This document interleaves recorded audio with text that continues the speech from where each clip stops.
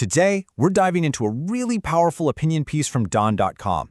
It poses a pretty unsettling question. What happens when the very laws meant to protect people are instead turned against them?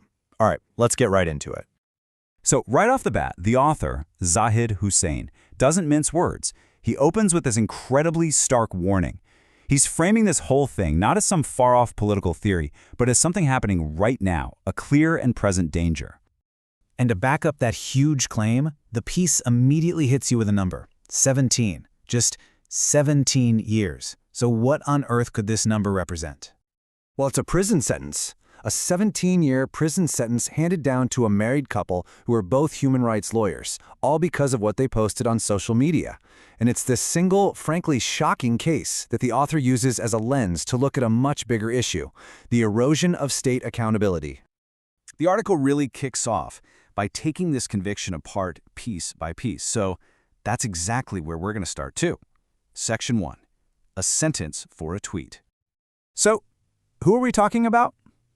At the center of this story are Imaan, Zainab Mazari-Hazir, and Hadi Ali Chattha. And their background here is absolutely key. They aren't just any lawyers. They're described as dedicated human rights activists.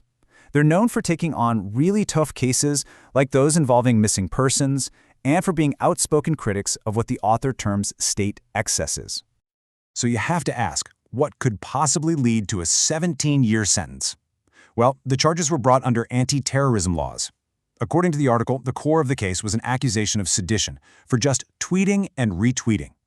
The content supposedly supported banned groups and defamed state forces. Now, the author argues that this case isn't just a one-off. He says it's actually a symptom of a much bigger problem with the law itself. And that brings us to our second section, the law versus dissent.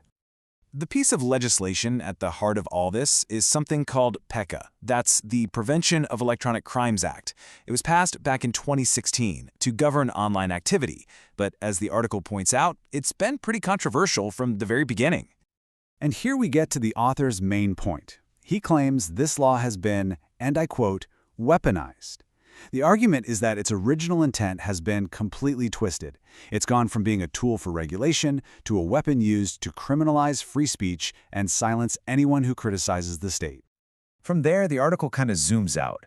It argues that this law isn't an anomaly, but just one of several major cracks that are starting to appear in the whole system of government. Which brings us to Section 3, cracks in the system. You see, the author's point is that this isn't just about one bad law. He points to this whole pattern of other legal and constitutional changes that, from his perspective, are systematically chipping away at the very pillars of democratic accountability. Okay, now what's so powerful about this slide is the contrast. On one side, you've got this basic democratic idea that everybody, no matter how powerful, is accountable to the public. But on the other side, you have the author's take on the 27th Amendment, that it gives lifelong immunity from criminal charges to some of the most powerful people in the state. The author presents this as a complete departure from public accountability. And it doesn't stop there. The article brings up another example, this one about financial transparency. It used to be pretty simple.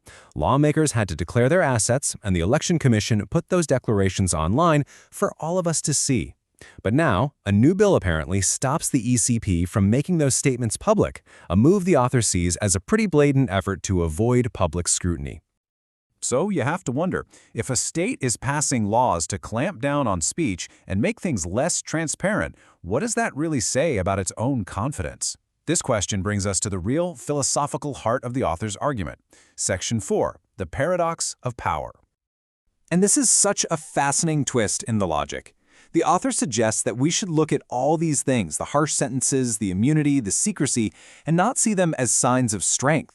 Instead, we should see them as signs of a deep-seated weakness and insecurity running through this system. First, the author defines what he means by weakness. It isn't about not having power. He argues a state can have all the coercive tools in the world, but if it becomes repressive, it loses the trust of its people. It loses credibility. And that, he says, is what makes it truly weak. And here's the flip side. The author's idea of a strong state is the complete opposite. He argues that real strength isn't found in controlling your citizens, it's found in having the confidence and the courage to let those citizens hold you accountable. So all of these different threads, the court case, the laws, the philosophy, They all build towards the author's pretty sobering final conclusion in our last section, an unaccountable state. The takeaway really is this. When you put it all together, the laws being used as weapons, the weakening of the courts, the moves to reduce transparency, the author concludes that what you're left with is a system that's dangerously lacking in any real checks and balances. And he sums up his entire piece with this one powerful sentence. For him, the final result is a state that operates in the shadows, without transparency, without oversight, and most importantly, without any liability to the very people it's supposed to serve. Which really leaves us with a massive question at the core of this article. And it's a question that goes way beyond just one country or one law. It asks all of us to think about what really makes a nation strong, its power to control its people, or its willingness to be controlled by them.